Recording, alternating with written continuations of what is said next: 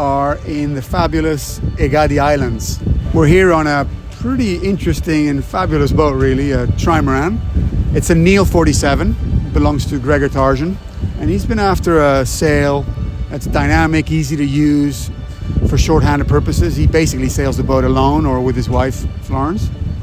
And they wanted something that was lightweight, had to be easily handleable by one person so you can take it in and out of the storage. And it had to be very user-friendly. Lots of true wind angle range and lots of true wind speed range. It's not like he's going to change sails every time the wind picks up or changes angles. So after some thinking and talking with Gregor about what kind of sailing he does, we decided to design and build him a IFS FFR. IFS stands for Integrated Furling Structure.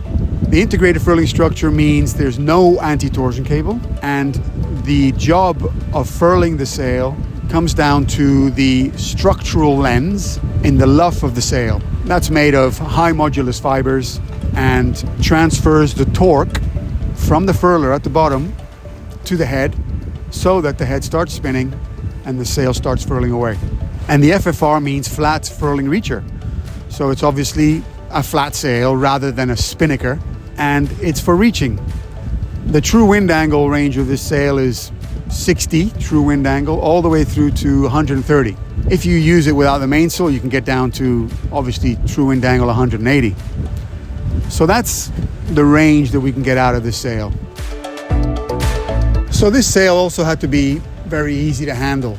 Obviously no anti-torsion cable means you don't have a stiff, solid rope at the front of the sail. And what that means is you can fold it in a very tight radius without having to respect the radius of the anti-torsion cable. On this boat, you've got so much storage space, so much personal space. It's really a delight for cruising.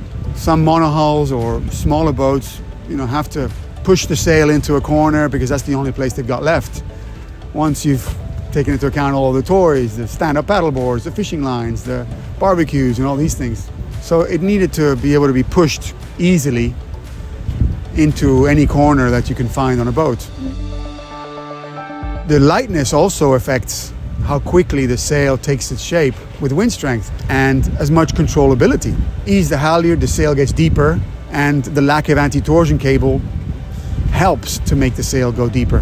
When Gregor and I were talking about what sail to choose, it had to be reasonably flat because the boat accelerates so quickly. And as it accelerates, the apparent wind goes forward, and as it goes forward, you need a flatter sail, otherwise the sail would collapse. So the question is it suited to this boat? I think so. I'm pretty impressed by the wind angle range, and I think we got it right. We've just furled it and unfurled it 3 or 4 times. It's very easy. But my wife Alicia is, it's very simple. She's easing the sheets and I'm pushing on the electric winch. But if you didn't have an electric winch, you put the furling line around a normal winch and furl away. This particular sail we fitted with a light UV band.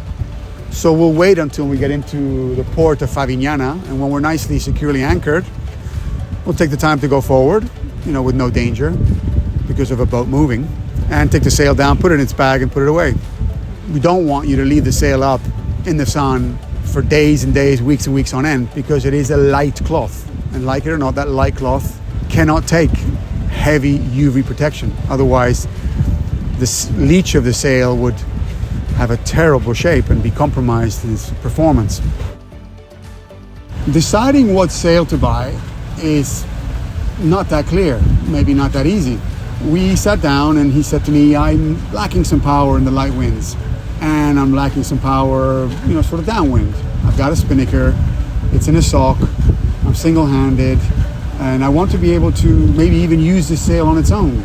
So thinking about how you want to sail is the beginning of understanding what you need and helping your sailmaker understand what you need. I listened to Gregor, I investigated, researched a little bit about what performance profile the Neil 47 has. It's a multi-hull, so I know it's going to be accelerating quickly, and I know the apparent wind's going to be shooting forward. And I know that it's also a very stable platform, that it can take a lot of power.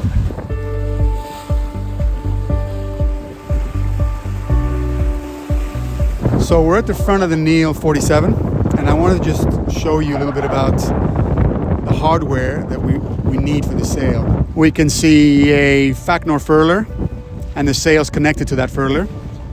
And that Fachknor furler is connected to a tack line.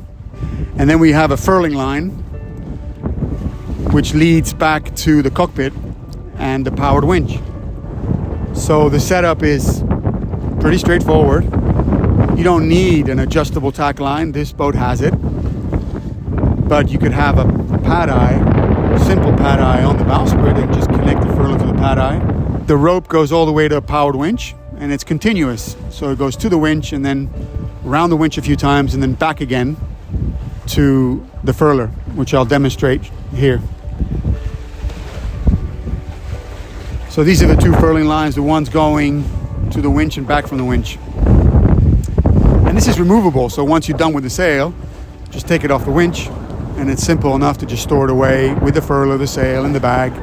And we put the bag in any of the sail lockers, or even leave it attached on the trampoline. At the top of the rig, we've got a 2-to-1 halyard, which isn't really needed because this sail doesn't have an anti-torsion cable. But what it does do is reduces the load on the winch and reduces the load on the clutch. So we fitted a 2-to-1 halyard to keep the load low. The setup's pretty straightforward and it's for ease of use. So we can't make things that are complicated. We've not used any locks or anything adjustable. You basically connect it to the tack line, which is in a fixed point, hoist the halyard, secure the furling line and unfurl. That's all you got to do. 3 steps. This particular sail weighs 18 kilos. I think it's 160 square meters, I think. Can't remember now. And I think it's very manageable weight for one person to handle. So, yeah, like I said before, I think it's a really nice combination. I'm pretty pleased with the outcome. And it looks to be suitable for any multi-hull that performs and accelerates quickly.